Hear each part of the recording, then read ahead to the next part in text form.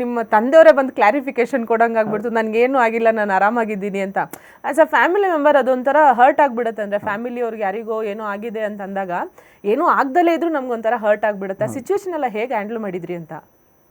Madam, ಅದು ನನಗೇನು ಯಾರು ನಾನು ವಿರೋಧಿಗಂತ ಯಾರನ್ನೂ ಕರೆಯಲ್ಲ. ಅವರು ನನ್ನ ಸ್ನೇಹಿತರುಗಳೆಲ್ಲರೂ ಕೂಡ, ಎಲ್ರಿಗೂ ಒಳ್ಳೇದಾಗಲಿ. ಆ ಥರ ಒಂದು ಹೇಳಿದಾಗ ಒಬ್ಬ ಮನುಷ್ಯನಿಗೆ ಆ ಥರ ಸುಳ್ಳು ಸುದ್ದಿ ಹಬ್ಬಿಸ್ರೂ ಕೂಡ ಆಯುಷ್ ಜಾಸ್ತಿ ಆಗುತ್ತಂತೆ. ನಮ್ಮ ತಂದೆಗೆ ಆಯುಷ್ ಜಾಸ್ತಿ ಆಗಿದೆ ಅಂತ ನಾನು ಫೀಲ್ ಮಾಡ್ತೀನಿ. ಅಂದರೆ ನಿಮ್ಮ ಜೊತೆ ಇರೋರೇ ಈ ಥರ ರೂಮರ್ಸ್ ಎಲ್ಲ ಹರಡಿಸಿದ್ದು ಅಂತನಾ? ಹಾಂ ಮೇಡಮ್, ಇದ್ದಾರೆ, ಹಬ್ಬಿಸೋಂಥವ್ರು ಇದ್ದಾರೆ. ಓಕೆ, ಮಾಡಲಿ, ಯಾರು ಮಾಡಿದ್ರು ಅವ್ರು ಒಳ್ಳೇದಾಗಲಿ. ನಿಮ್ಮ ತಂದೆ ಜೊತೆ ಮಾತಾಡಿದ್ರಾ? ಮಾತಾಡಿದ್ದೀನಿ ಮೇಡಮ್. ಏನಂದ್ರು ನಿಮ್ಮ ತಂದೆ?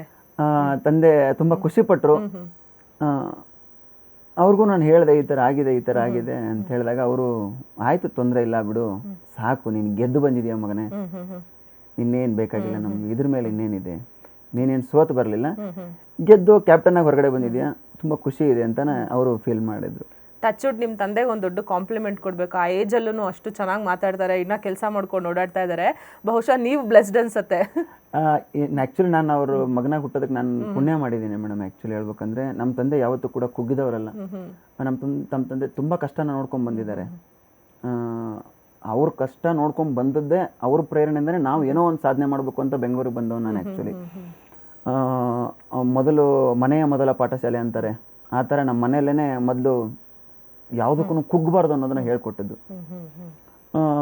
ಮತ್ತು ಊರು ಬಿಟ್ಟು ಊರಿಗೆ ಹೋಗ್ತೀನಿ, ಏನೋ ಮಾಡ್ತೀನಿ ಅಂದಾಗ ಮನೇಲಿ ಒಂದು ತುಂಬ ಅಳಕಿರ್ತದೆ, ಏನೋ ಒಂದು ಹೋಗಿ ಮಾಡ್ಕೊತಾನೆ, ಏನೋ ಒಂದು ಮಾಡಿಬಿಡ್ತಾನೆ, ಏನೋ ಒಂದು ತಪ್ಪು ದಾರಿ ಹಿಡಿತಾನೆ ಅನ್ನೋದು ಭಾಳ ಇತ್ತು. ಅದಕ್ಕೆ ನನಗೆ ಹೋಗಕ್ಕೆ ಬಿಡ್ತಾ ಇರಲಿಲ್ಲ.